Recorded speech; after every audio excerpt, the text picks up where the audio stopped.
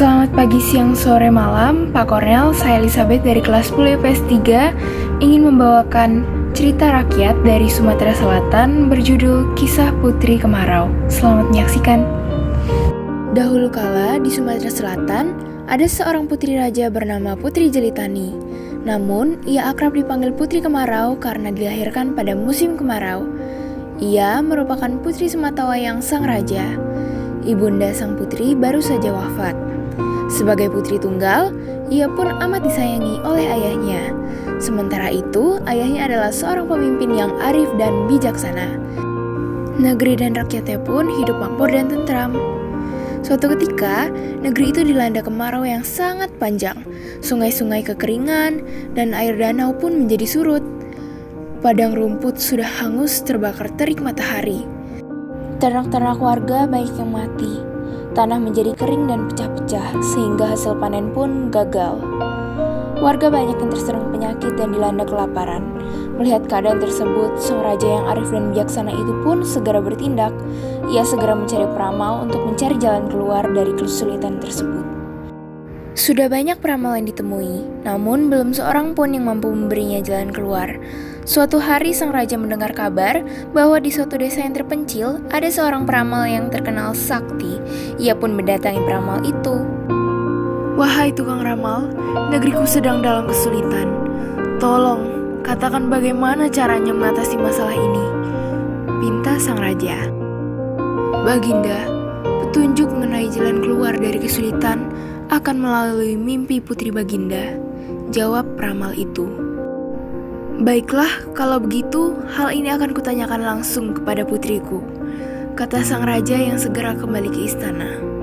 Setiba di istana, sang raja mendapati putrinya sedang duduk termenung seorang diri di taman. Ayahanda baru saja menemui seorang juru ramal yang sakti.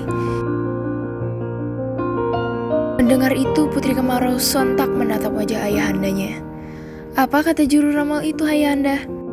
tanya Putri Kemarau. "Menurut juru ramal itu, bahwa petunjuk mengenai jalan keluar dari kesulitan ini akan datang melalui mimpi Ananda. Apakah Ananda sudah bermimpi tentang hal itu?" Sang raja balik bertanya. "Belum, ayahanda," jawab Putri Kemarau. "Tapi alangkah baiknya jika semua masalah ini kita serahkan kepada Tuhan Yang Maha Kuasa," lanjut sang putri. Alangkah terkejutnya sang raja mendengar perkataan putrinya. Ia tidak pernah mengira sebelumnya jika putri kesayangannya itu memiliki pemikiran yang cerdas. Ia pun menyadari kekeliruannya selama ini. "Benar juga katamu, putriku. Perkataanmu itu membuat ayahanda sadar. Maafkan ayah, putriku," ucap raja yang bijaksana itu. Putri Kemarau kemudian menyarankan kepada ayahandanya agar seluruh rakyat negeri itu melakukan upacara berdoa bersama kepada Tuhan Yang Maha Kuasa. Maka, berkat doa bersama tersebut, Putri Kemarau pun mendapat petunjuk melalui mimpinya. Dalam mimpi itu, sang putri didatangi oleh ibundanya. "Wahai putriku, kesulitan yang dialami negeri akan berubah jika ada seorang gadis yang mau berkorban dengan menceburkan diri ke laut," ujar ibu Putri Kemarau. Begitu terjaga, sang putri pun menceritakan perihal mimpi itu kepada ayahandanya. Ternyata sang raja pun telah bermimpi mendapatkan bisikan gaib yang menyampaikan pesan yang sama. Maka pada esok harinya, sang raja pun segera mengumpulkan seluruh rakyatnya untuk menyampaikan pesan itu. "Wahai seluruh rakyatku, ketahuilah bahwa negeri ini akan kembali makmur jika ada seorang gadis yang dengan ikhlas mengorbankan dirinya mencebur ke dalam laut. Siapakah di antara kalian yang ingin melakukannya demi kebaikan kita semua?" tanya sang raja di depan rakyatnya. Tapi tak seorang gadis pun yang berani mengajukan diri.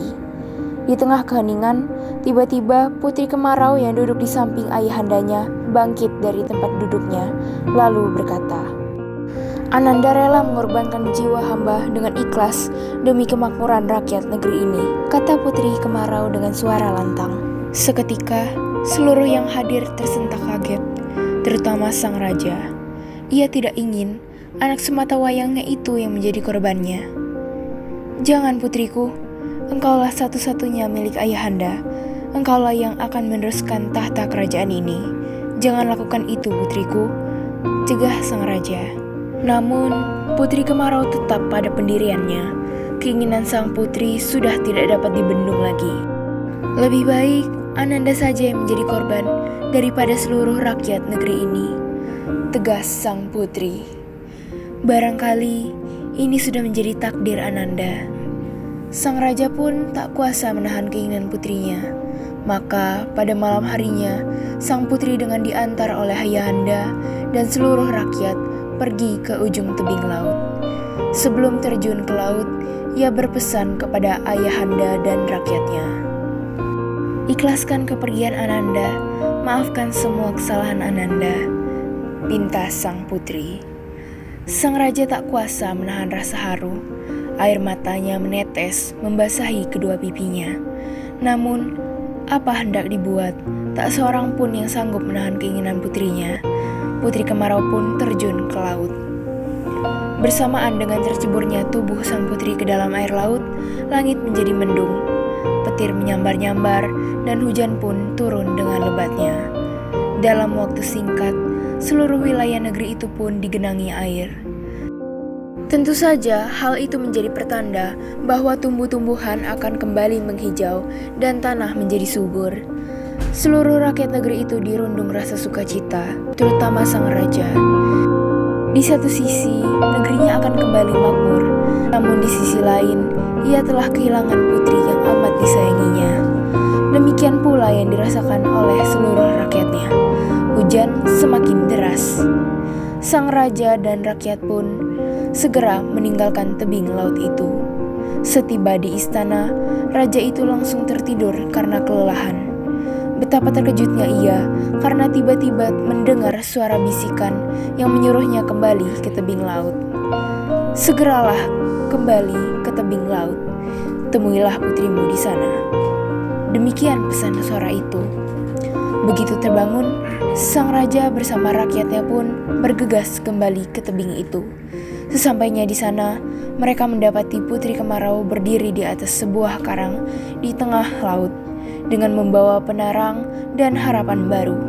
Rupanya sang putri diselamatkan oleh Tuhan Yang Maha Kuasa karena keikhlasannya berkorban demi kepentingan banyak orang. Namun, ajaibnya, semula tidak ada batu karang di tengah laut itu. Terima kasih Tuhan, Engkau telah menyelamatkan putriku, ucap sang raja. Usai berucap syukur, raja itu segera memerintahkan pengawalnya untuk menjemput sang putri dan membawanya kembali ke istana. Beberapa tahun kemudian, sang raja akhirnya menyerahkan kekuasaannya kepada putrinya. Sejak itulah, Putri Kemarau menjadi ratu di negeri tersebut. Ia memerintah dengan arif dan bijaksana. Rakyatnya pun hidup makmur dan sejahtera. Tamat. Sekian cerita rakyat dari saya. Mohon maaf bila ada salah kata. Terima kasih.